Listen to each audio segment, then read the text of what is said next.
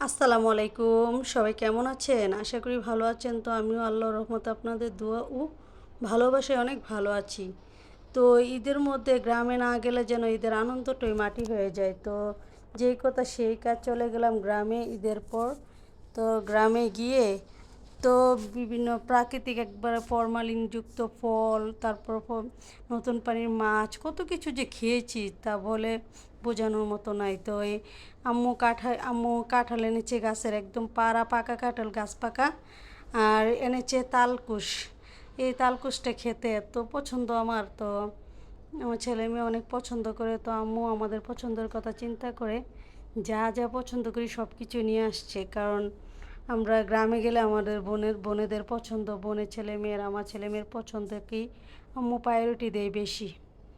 তো কাঁঠাল আমাদের এক ভাইয়ের গাছে ধরেছিল, তো আম্মুকে একটা কাঁঠাল দিয়ে দিল, বলছে আমাদেরকে ভেঙে খাওয়ানোর জন্য। তো কাঁঠালটা ভেঙে নিচ্ছিলাম, দেখুন কত সুন্দর, একদম গাছে পেকেছিল। একদম গাছ পাকা কাঁঠাল, খেতে এত স্বাদ লাগে, মিষ্টি মিষ্টি। আর এত নরমও ছিল না, বেশি নরম রোয়াগুলো আমার কাছে ভালো লাগে না, তাই একটু শক্ত কোষগুলাই ভালো লাগে। তো ভাঙছিলাম আর খাচ্ছিলাম, ভাঙছিলাম আর খাচ্ছিলাম। তো তালের বিচিও কাটছিলাম আর খাচ্ছিলাম, খুব মজা লাগছিল এগুলার, মানে এই আনন্দগুলা যেন শহরে থেকে একদম বন্দি হয়ে থাকে আর কি। তো কি বলবো। তো কাঁঠালগুলা একদম ভেঙে আমি একটা প্লেটে রেখে দিচ্ছিলাম, আমিও খাচ্ছিলাম, আমার বোন, আম্মু, তারপর সবাই খাচ্ছিল আর কি। তো দেখুন, এদিকে টাকি মাছের পোনা ধরে এনেছে। এগুলা কে কে পছন্দ করেন আমি জানি না, কিন্তু আমার কাছে খুব ভালো লাগে।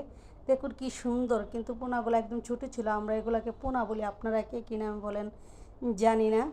তো এগুলাকে ভালোভাবে বেছে নিচ্ছিল, এগুলো তার কাটা লাগে না, ভালোভাবে বেছে লবণ দিয়ে পরিষ্কার করে নিয়েছে।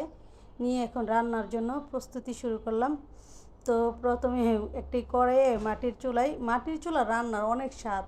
তো চুলার সাথে একটা গাছ ছিল, আমাদের বাড়ির ভিউটা একটু দেখাচ্ছিলাম।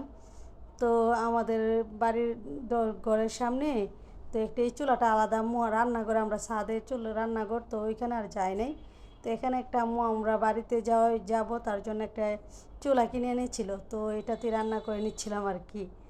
তো একটি করে আপনার এই করে এগুলাতে আবার লাগে না, সুন্দরভাবে রান্না করা যায় মাটির হাঁড়িতে। এই করে এগুলাতে রানতে আম্মু পুড়তে পুড়তে একদম কালো করে নিয়েছিল।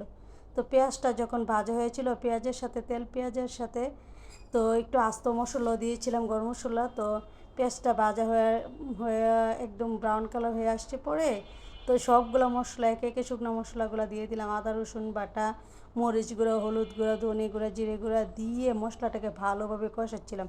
এই পোনা মাছগুলোর সাথে একটু সব মশলা দিলে একটু ভালো লাগে আর কি, ফ্লেভারটা খুব মজার আসে। তো সুন্দর করে কষিয়ে নিচ্ছিলাম মাছগুলোকে, একদম আলতো করে যেন লেগে না যায়। মাছগুলোকে ভালোভাবে কষিয়ে অল্প একটু জল দেবো, দিয়ে একদম মাখা মাখা করে নেব। দেখুন মাছগুলো কত সুন্দর। তো এই তো আমার মাছটা কষানো হয়ে গেছে, দেখুন কালারটা কতটা সুন্দর।